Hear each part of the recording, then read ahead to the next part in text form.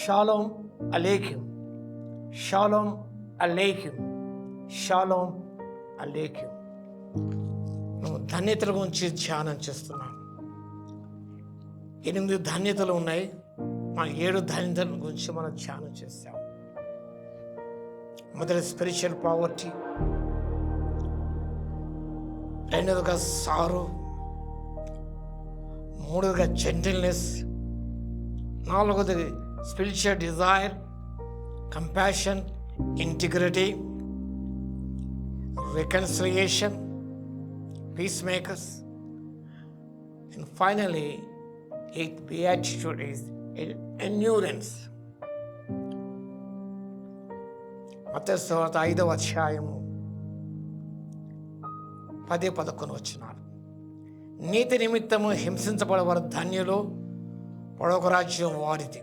నా నిమిత్తము జనులు మిమ్మల్ని నిందించి హింసించి మీ మీద అబద్ధముగా చెడ్డ మాటలెల్లా పలుకున్నప్పుడు మీరు ధన్యులు. సంతోషించి ఆనందించుడి, పరలోకమందు మీ ఫలము అధికమగును. ఇలాగున వారు మీకు పూర్వముందున్న ప్రవక్తలను హింసించిరి. గమనించినప్పుడు ఆయన శిష్యులుగా ఉంటూ మనం ఆయన నిమిత్తము హింసించబడుతున్నప్పుడు మనం ఎంతో అది ధన్యతని భావించుకోవాలి. ఇట్ ఆఫర్స్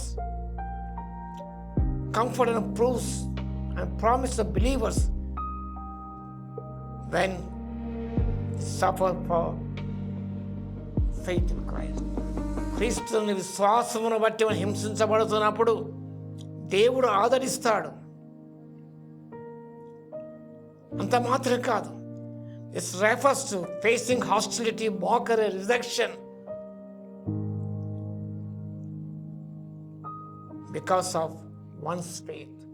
ప్రభు పట్ల నీకు విశ్వాసం బట్టి నీకు లోకంలో వ్యతిరేకత కలుస్తుంది, లోకం ద్వేషిస్తుంది, హింసిస్తుంది, బాధిస్తుంది, నిందిస్తుంది, నీ మీద చెడ్డ మాటలు పలుకుతుంది,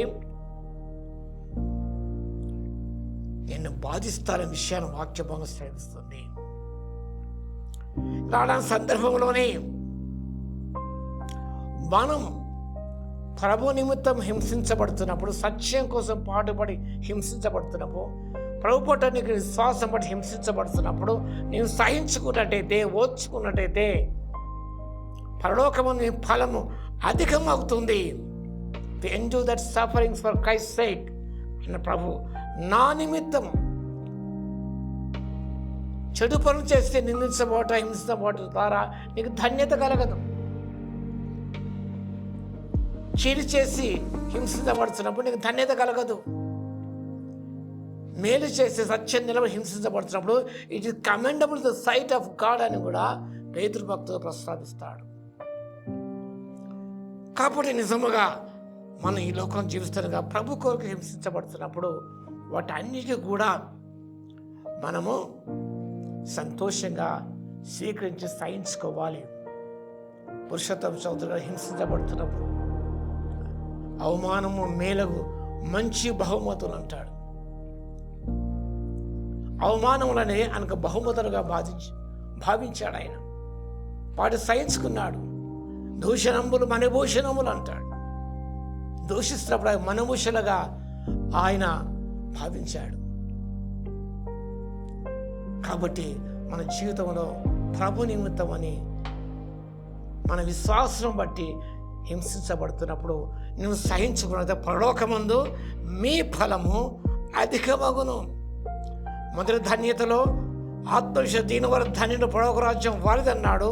నీతి హింసించబడే ధన్యులు పరలోక రాజ్యం వారిది అంటాడు. There is the kingdom of God. When you are persecuted for the sake of Christ, you will be rewarded.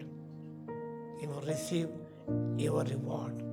ఆ రీతిగా ధన్యత పొందుకోవడానికి, పరలోకమందు ఫలము పొందుకోవడానికి పరిశుద్ధాత్మ దేవుడి శక్తిని దయచేయును గాక. ఆమేన్. స్తుతికి పాత్ర మహోన్నతుడ, మీకు వందనాలు, స్తుతి స్తోత్ర తండ్రి. ధన్యతల గురించి ధ్యానం చేసే ప్రభువా, ఆ 8 ధన్యతలు, 8 సుగుణాలు ప్రభువా మేము కలిగి జీవించి పరలోక రాజ్య ఆరాధనను పొందుకోవడానికి కృప దయచేయండి. ఓల్డ్ స్టాండర్డ్స్ అనుసరించకుండా ప్రభువా, క్రైస్తవులుగా మీ శిష్యులుగా మేము అనుసరించవలసిన పద్ధతులను మీరు సూచించారు మా తండ్రి. వాటిని పాటిస్తూ ప్రభువా, ఆ గైడ్లైన్స్ పాటిస్తూ, ఆ సూచనలు పాటిస్తూ, ఆ లక్ష్యాలను జీవిస్తూ ముందుకు సాగుటకు మీ ద్వారా రివార్డు పొందుకోవడానికి కృపనివ్వగలందుకు మీ స్తుతి స్తోత్రాలు చెల్లించుకుంటూ మా ప్రభువు రక్షకుడైన యేసుక్రీస్తు పేరిట ప్రార్థించి వేడుకొంచున్నాను తండ్రి. ఆమేన్. మన తండ్రి అయిన దేవుని యొక్క ప్రేమయు, మన ప్రభువును రక్షకుడైన యేసుక్రీస్తు యొక్క కృపయు, పరిశుద్ధాత్మన కన్యోని సహవాసం మనందరికీ సదాకాలము తోడై ఉండును గాక.